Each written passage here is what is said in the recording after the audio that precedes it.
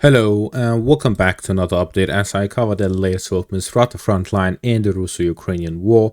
And in this one we see numerous Ukrainian advancements, yet not a single Russian one. What we see is first off in the southern flank of Bakhmut in direction of Klischiivka, there's been multiple Ukrainian advancements. One to the east of Klishchiivka where they passed the river line and are fighting in the forested area here to the east of Klischiivka.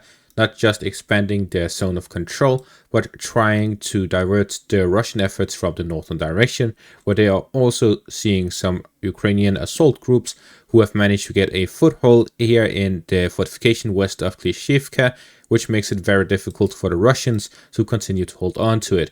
Mainly because the northern flank, which is also contested by the Russians, have not yet fallen under their control. The Ukrainians still have a significant presence here to the north. So with this, the Ukrainians, if they're able to stabilize the front line here by the fortification, they may have a very high chance of recapturing it altogether. So what we are seeing is that the Ukrainians are initiating their own counteroffensive here at the end of the winter season. Further north, we also saw the advancement they made yesterday in the direction of Bogdanivka, and we've also seen this in Avdiivka, where a Russian FPV drone hit Ukrainian positions in the northern outskirts of the military base. So with this, we see that the Ukrainians are launching counterattacks in the direction of Bakhmut and Avdiivka. What is the meaning of this and why is it happening now? Let's get a deep dive into that. First, starting out in direction of Klischiivka, what do these advancements mean in the first place? First off, the fortification here to the west of Klischiivka, as I've mentioned numerous times since the Russians first started attacking in this direction. Back in the winter of 2023, where the Russians were attempting to gain control over Klischiivka in the southern flank of Bakhmut, in the Battle of Bakhmut, we saw that the Russians were facing two major difficulties getting control of Klischiivka. That is the fortification to the southwest of Klischiivka and the one to the west of Klischiivka. These fortifications are built on heights and are very clearly built to divert any attacks from the south and from the east, while the Ukrainians in the west and in the southwest are in a much greater position to fight against these fortifications if it ever came down to them. So the Ukrainians were building them with a wider front towards the east and a smaller front towards the west. So the fortification is very useful against the Russians, but fairly weak against the Ukrainians. This is why the Ukrainians decided on this location as a major target for their summer offensive last summer. And they managed to recapture all of Klischiivka as well as Andriivka, getting many positions across the railways. Talking about the positions by the railways, the Ukrainians have now passed across the railways yet again. Why are they attacking across the railways when they haven't even secured Klischiivka? The main reason for that is that the Russians are spreading their forces thin by hitting all of these positions, especially since the Ukrainians are not launching a massive assault against the Russian positions, but are instead launching small assault groups across, which forces them to use artillery and FPV drones on smaller targets, like a small assault group of a few soldiers. The main reason for this is to dry up the Russian firepower and to delay them as much as possible in their attempts at capturing Klischiivka. They cannot focus all of their forces on capturing Klischiivka and the fortifications nearby if they have to constantly divert their own forces to secure their flanks. This is the biggest point about my video where I mentioned that there is 600,000 Ukrainian soldiers fighting against 600,000 Russian soldiers. Because if the Russians launch an operation where they start fighting in the northern flank of Klischiivka rather than towards the village itself, then the Ukrainians will be able to utilize that exact weakness to start attacking other positions to spread out the Russian forces and prevent them from meeting any major success. The Russians can, of course, commit, but in the end, how much will they gain from a very tough campaign to rush into the canal line where they can risk losing multitude of armored vehicles, where they in exchange could just do these small assault groups and make smaller attempts at advancing, where they would have hardly any losses, but the advancements would be very slow. The Ukrainians are pretty much utilizing the fact that the Russian objective in this war is to destroy the Ukrainian army and not to gain territory.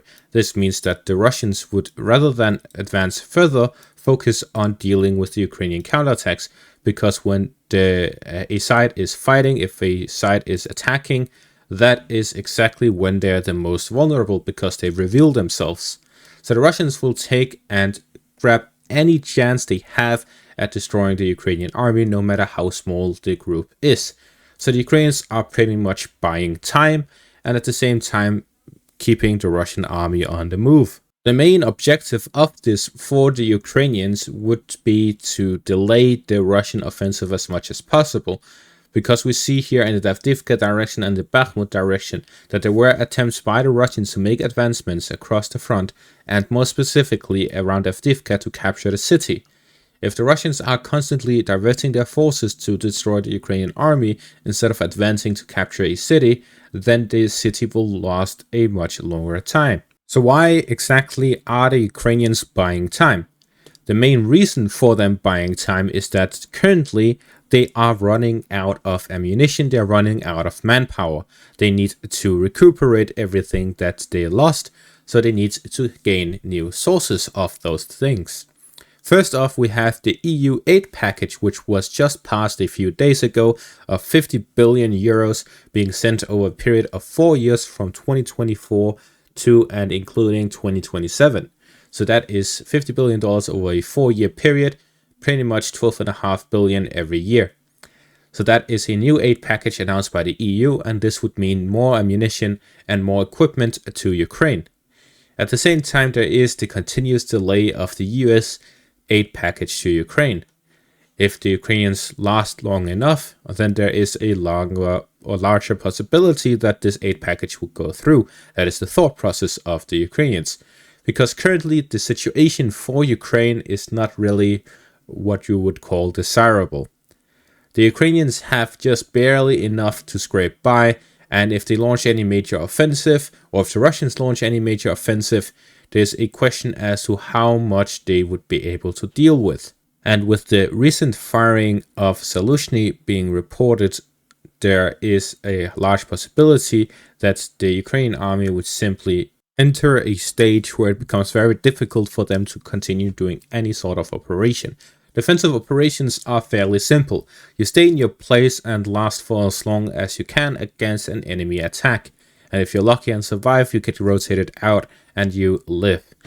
That is the current situation. The Ukrainians are surviving across the front line. But because the Russians simply do not launch enough attacks, the Ukrainians are trying to prevent them from building up their forces further. The Russians are building up a very large army, and this is likely with their objective being either at the end of 2024 or the start of 2025 for the Russians to pretty much end the war with sheer power. So the Ukrainians are working on a deadline. They need to achieve something to promote this aid for Ukraine. They need the West to send more aid to Ukraine. Without more aid, then any chance of them fighting would end up with no results. They would end up losing.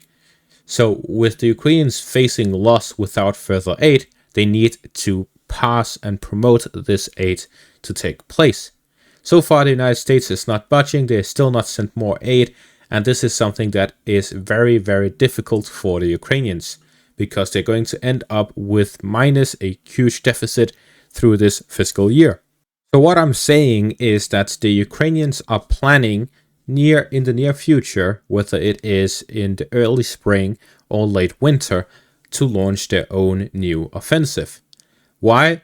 To try and get some sort of result so that the United States starts sending additional equipment to Ukraine. So what they're currently doing is that they are trying to do some positional fighting across the front line to try and attempt gaining some sort of advances somewhere or detect a weakness in the Russian ranks. This is very difficult because the Russians have pretty much filled all their weaknesses and gaps with sheer quantity. The amount of Russian soldiers now at the front line, 600,000. Yet there is an additional 600,000 reported to be a part of the Russian army, with the goal of the Russian army to grow to a 1.4 million active soldiers at the end of 2024. If the Russians just commit 1,000,000 to Ukraine, then they would have a significant advantage over the Ukrainians. But right now, it is simply equal on the front line in the amount of quantity. As for the quantity of artillery being fired, it is 10,000 every day for Russia and 2,000 a day for Ukraine. So despite the numbers being equal, the Russians simply have a significant firepower advantage, and this puts the advantage on the Russian side. If the Ukrainians launch counterattacks when the quantity is equal and the firepower is on the Russian side, then they're going to be at a significant disadvantage. So there's no real easy or obvious solution for the Ukrainians. They simply need to come up with some sort of genius strategy. And how do they do that? Well, I'm not a genius myself, so I couldn't be able to tell you. But one thing's for sure is that Ukraine has not really shown any genius strategies throughout this war. Although that they have gone beyond anyone's expectations, they are still not at a level where they can simply overcome Russia's army militarily. Currently, there's no significant advantage in the front line other than the Russian 5-1 firepower advantage, and that is why we're seeing right now that on top of the 5-1 firepower advantage, the Russians also have a significant air force, although they aren't using it nearly to its full capacity. The fact that the Ukrainians hardly have any themselves gives a significant advantage to the Russians, and there are also other factors like the in-depth missile strikes that the Russians can launch, and so on. Russia simply has a significant military advantage in this front line. So despite the Russians having this significant advantage, we are not seeing any of their advancements on the front line today.